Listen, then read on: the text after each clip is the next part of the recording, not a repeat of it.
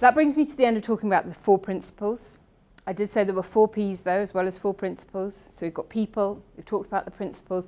Now we need to understand how we apply the skills of those people and the principles that they follow to enhancing the performance of the organisation.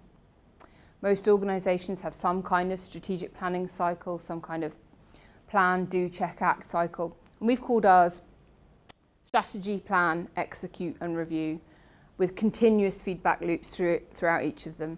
So you'll start with your strategic planning, move into short-term planning, execution, and then review, where you also do your refinement and your reporting. And what we've done is we've applied each of the 4 principles against the 4 points along that strategic planning cycle. And what we've tried to do is to give you guidance around how your communication style would change as you go through strategy into planning, execution and review, how information needs will change across that process, how the kind of analysis you'll do on value will change, and again, how your stewardship duties will alter between each of those different phases of the planning cycle. And that brings me to the 4th and final P of the effective management accounting function, and that's the areas of practice. These will be supremely familiar to many people, I'm sure. This is what we expect management accountants to be doing. And again, what we've done is we've applied those 4 principles to all 14 of these key practice areas.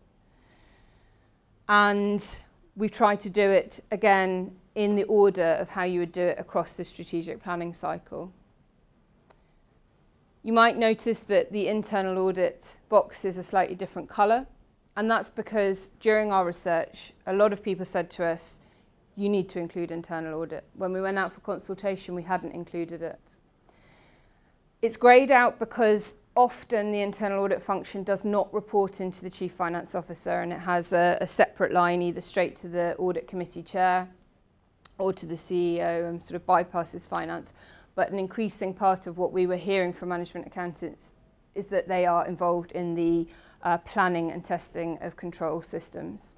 So although they may not actually be doing internal audit work, there is a huge interface between those 2 functions, and that we needed to apply the discipline of management accounting to that as well. So what's our end game? What are we trying to achieve? What do we really want here? Well, we so passionately believe that management accounting really is the way to unlock value in your organisation, because it forces organisations to root their decision making in evidence rather than conjecture.